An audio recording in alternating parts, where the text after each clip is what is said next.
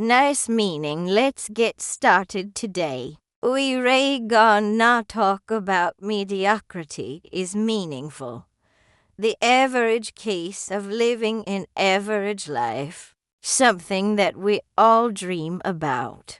In kindergarten, we receive gold stars for being the teacher's helper in high school. We packed our schedules with sports, volunteering, and other extracurriculars to ensure that we stood out on college applications. And now, as adults, we chase everything from promotions to social media platforms like in our quest to rise above, being average. But what's wrong with being average? No, really. In a word, inundating us with ways to optimize our lives. The word average can definitely carry a negative connotation. But look it up in the Webster Dictionary, and you'll see the first definition is simply being about midway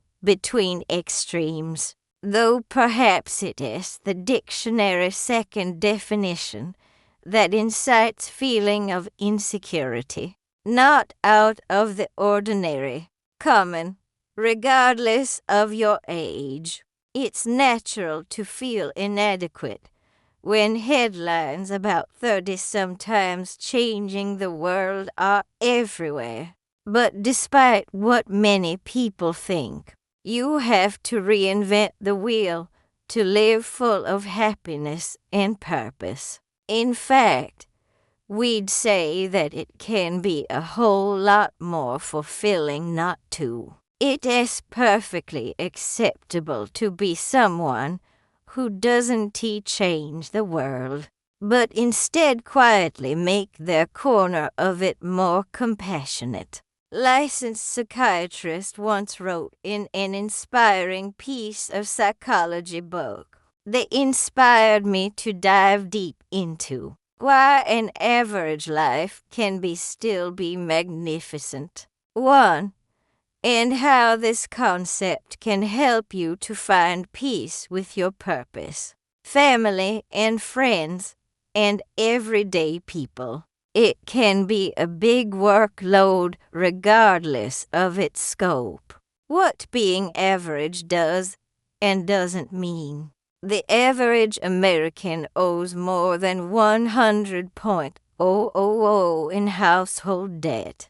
According to Consumer Affairs, we spend over 4 hours a day on our phones and not knowing it.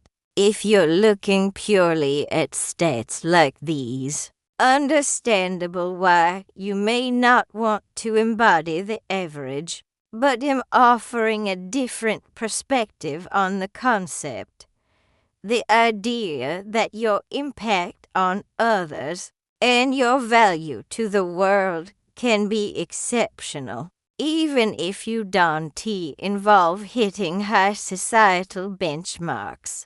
Consider the teachers, janitors, nurses, drivers, cooks, and caregivers whose quiet labor keeps the world in motion. They may never be recognized as household names, but their work profoundly shapes lives. They may appear average on paper or on social platforms, but their impact is far from it. In a sense, being average can also mean accepting your insignificance, a notion that the realization that nothing we do or fail to do matters much at all.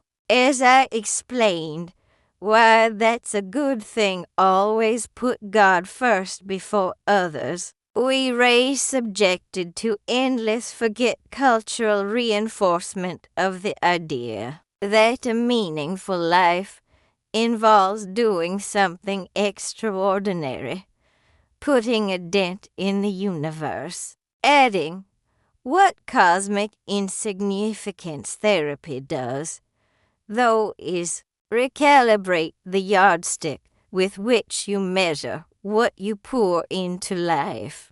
And what is important from your perspective, looking at it from this angle.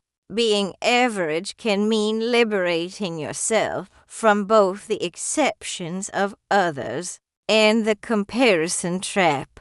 People fall to prey to God due to a unified pseudometric of success hoisted upon them, in which they feel they have to meet certain parameters set by others to be considered valuable. Implicit assumption is that having more good things than others means being more valuable as a person. These hidden assumptions usually reveal deep-seated shame, the feelings that you are not entitled to set the parameters that define the success or failure of your own life.